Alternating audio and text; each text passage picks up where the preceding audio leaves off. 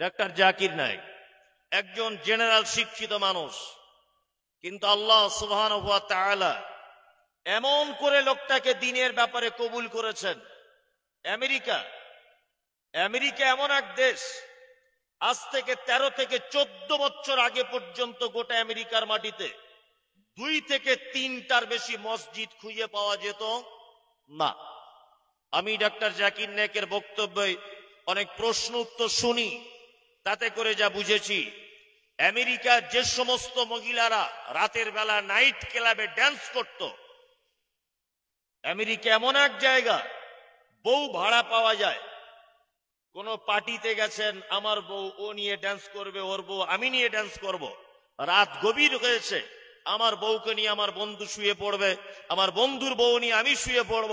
এমন একটি দেশ, যে দেশের নাগরিকত্বের প্রমাণপত্রে একটা শিশুর পিতার পরিচয় দেওয়া হয় না, মায়ের পরিচয় দেওয়া হয়। তার মানে আমাদের দেশে I card, voter card, ration card, pan card, যত রকমের প্রমাণপত্র আছে, সমস্ত প্রমাণপত্রে একজন শিশু, সে নারী হোক বা পুরুষ হোক, তার প্রমাণপত্র লেখা থাকে অভিভাবক কে, না আমি মুমতাজুল ইসলাম, অভিভাবক কে, না আমি হায়দার আলী, অভিভাবক কে, আমি নাসিম আক্তার, অভিভাবক কে, আমি শামীম হোসাইন।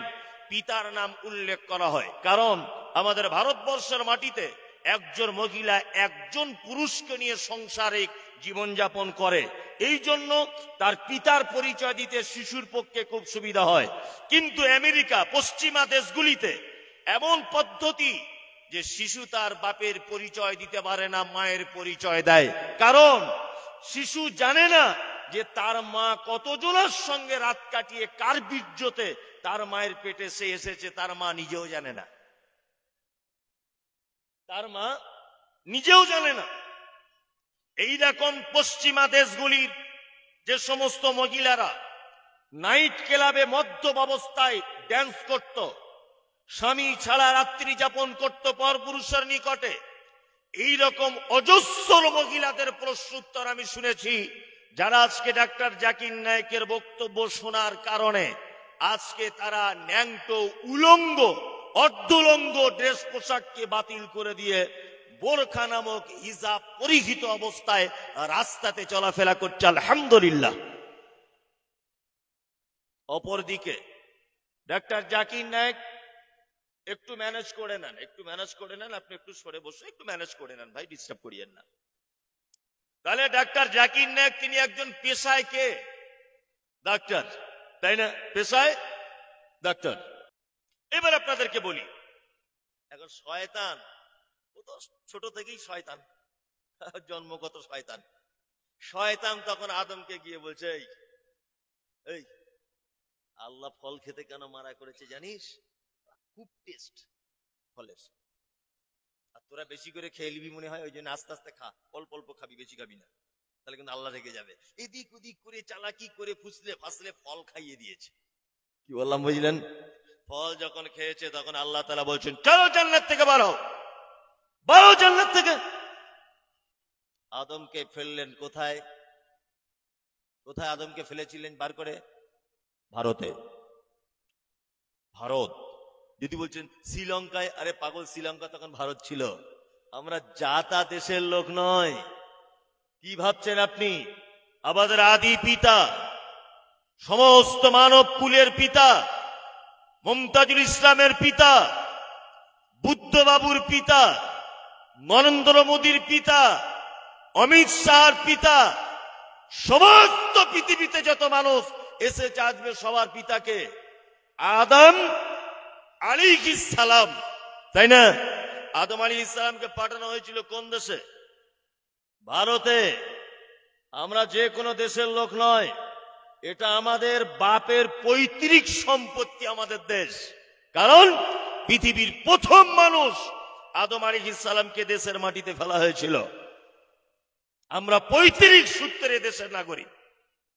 এখন কিছু বেহুদা, নালায়েক, গন্ড, মূর্খ, মাথায় গোবর ভরা আছে, পচা গোবর, এরা এখন বলছে মুসলিমরা এনআরসির আওতায়, সি এর আওতায়, অমুক তমুক, তোমরা দেশ থেকে চলে যাও। অত সহজ কি? মগের মুল্লুক পেয়েছো নাকি দেশ ছেড়ে চলে যাব? হ্যাঁ, অত সহজ? এখন মোটামুটি সবাই চুপ আছে। পশ্চিম বাংলার একটা গাধা খুব উল্টো পাল্টা বলছে, তার নাম হচ্ছে কি? শুভেন্দ্র অধিকারী। ও এমন ভাব দেখাচ্ছে মনে হচ্ছে ওর বাপের দেশ এটা, আর আমরা মনে হয় মানে পালিত পুত্রের মতো এসেছি।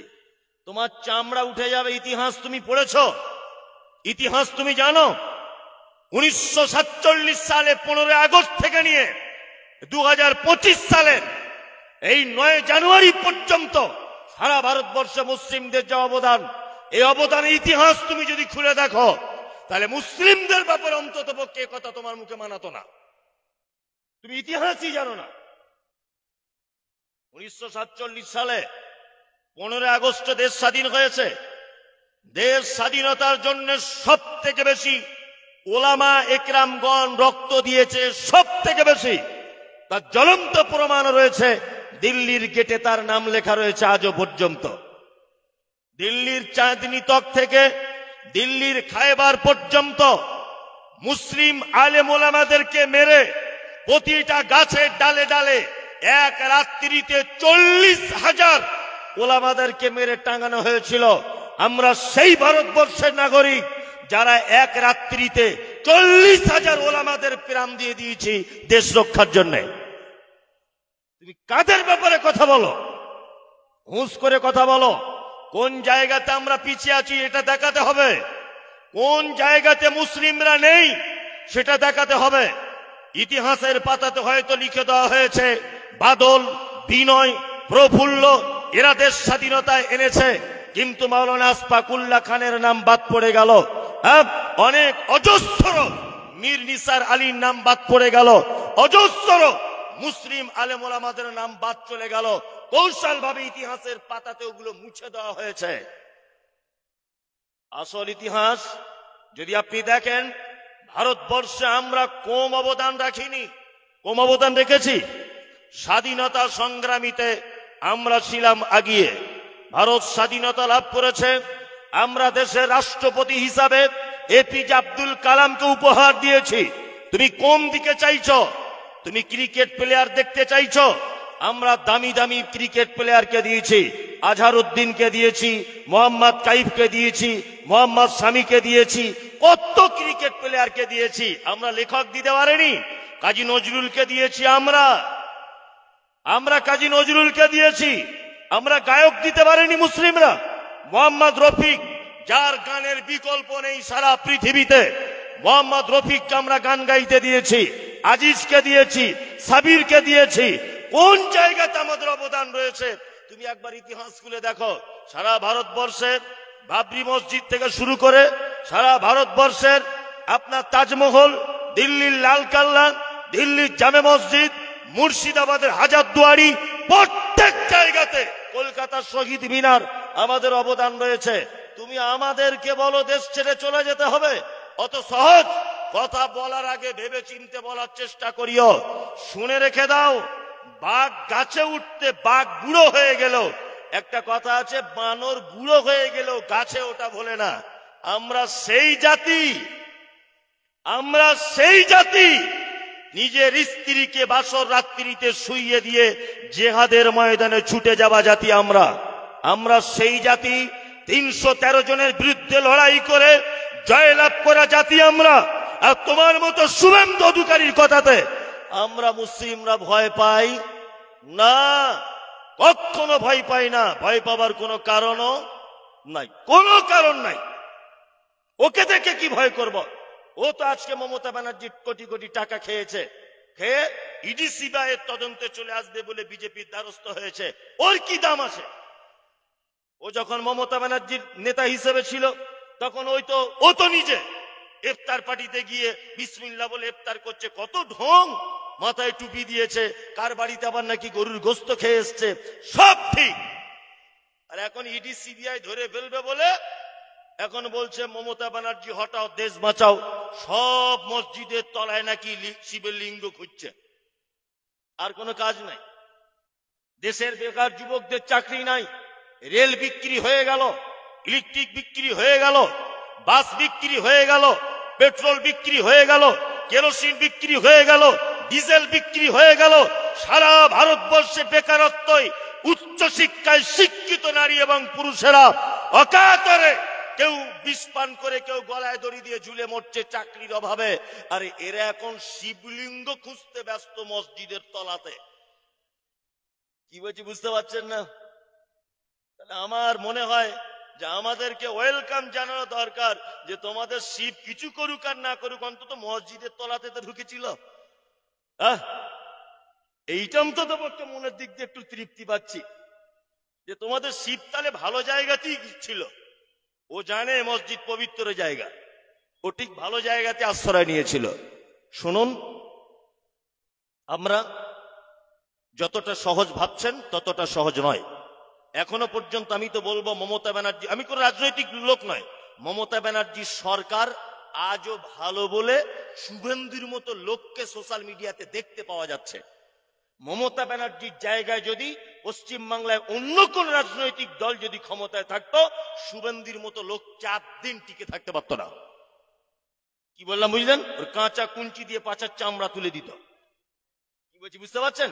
এখনো মমতা ব্যানার্জি, অভিষেক ব্যানার্জি এখনো অনেক ভালো, এই কারণে শুভেন্দুর মতো লোককে এখনো পর্যন্ত টিকতে দিয়েছে বাংলাতে। খুব সাবধানে থাকবেন। আমি যে কথা বলছিলাম সেটা হচ্ছে এই, আদম আলাইহিস সালামকে কি করা হলো? জান্নাত থেকে বার করা হলো, নিয়েছিল কোথায়? ভারতে, তাই না? তার মানে ভারত আমাদের পৈতৃক সম্পত্তি, আমরা কারো দয়ায় বেঁচে নেই। কি বললাম বুঝতে পারছেন? আর হাওয়া আলাইহিস সালামকে পাঠানো হয়েছিল কোথায়? এই ঠিক করে বলো। জিদ্দা। কোথায়? জিদ্দা। জিদ্দাতে পাঠানো হয়েছিল হাওয়া আলাইহিস সালামকে। দুইজন তো ভুল করে ফল খেয়ে চলে এসেছে, এবার দুজনে দুই সাইড দিয়ে দোয়া করছে। কি দোয়া করছে? রব্বানা যালামনা আনফুসানা ওয়া ইল্লাম তাগফির লানা ওয়া তারহামনা লানাকুনান্না মিনাল খাসিরিন। রব্বানা যালামনা আনফুসানা ওয়া ইল্লাম তাগফির লানা ওয়া তারহামনা লানাকুনান্না মিনাল খাসিরিন।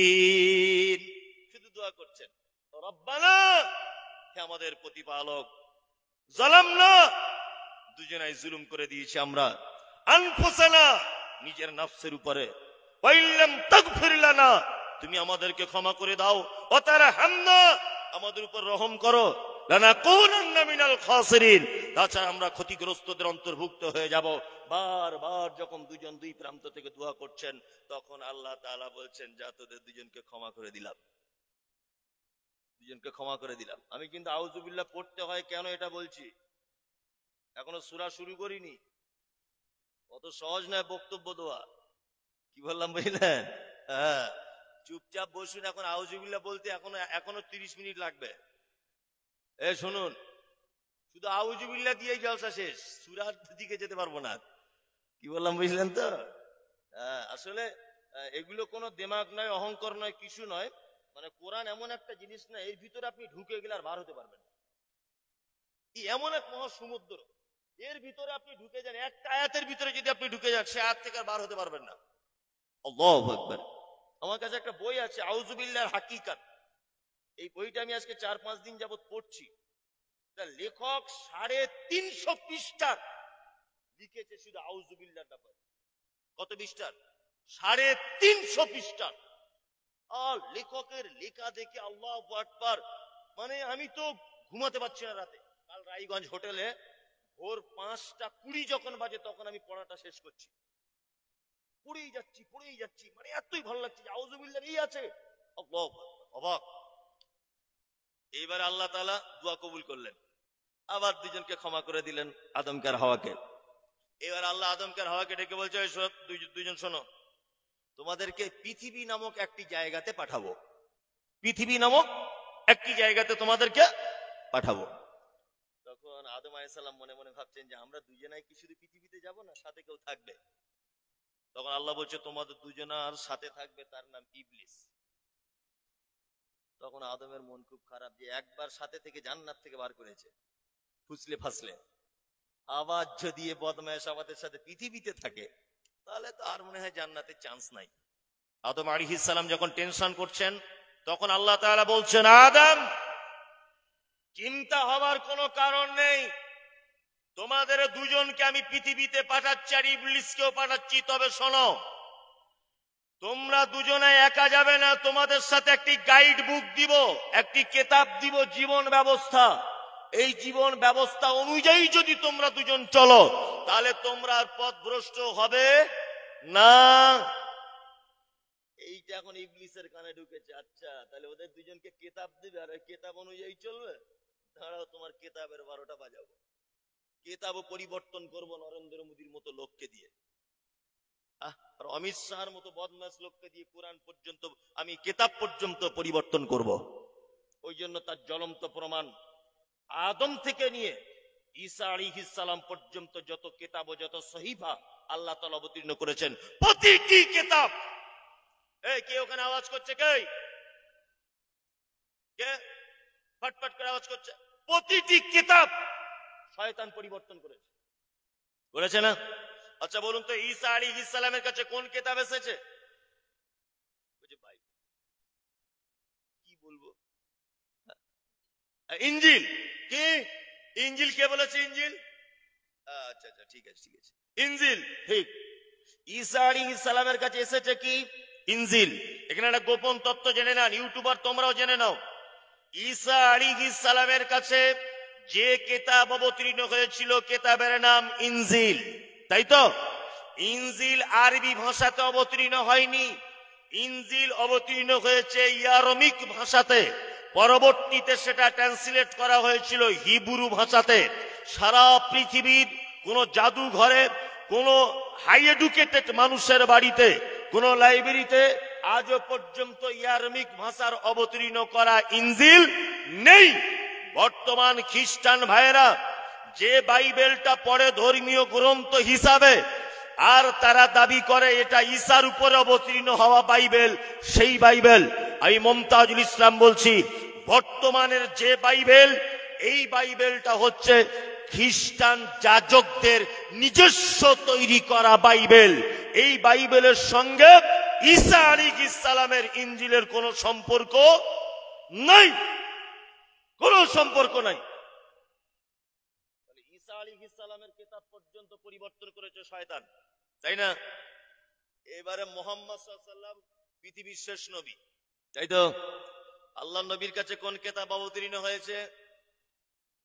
আল কোরআন, তাই তো?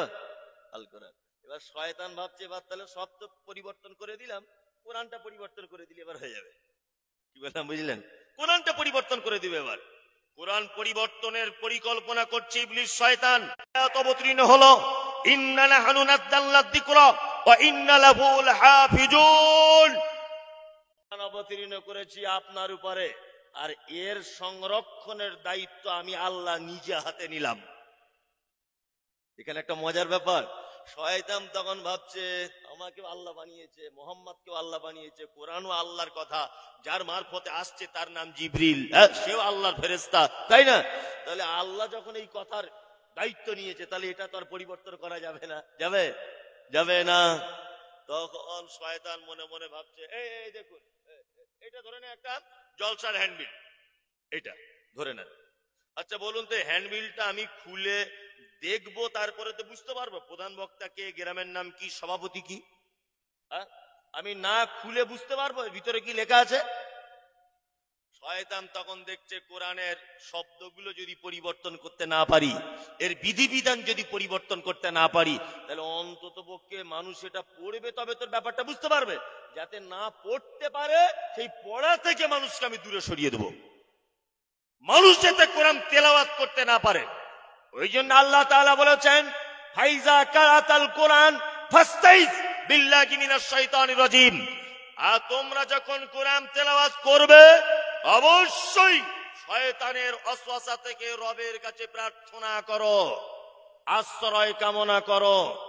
তার মানে বোঝা যাচ্ছে, পৃথিবীতে যত মানুষ ইবাদত করে, শয়তান সব থেকে রেগে যায় ওই ইবাদতকারীর জন্য যে ইবাদতকারী কোরআন তেলাওয়াত করে।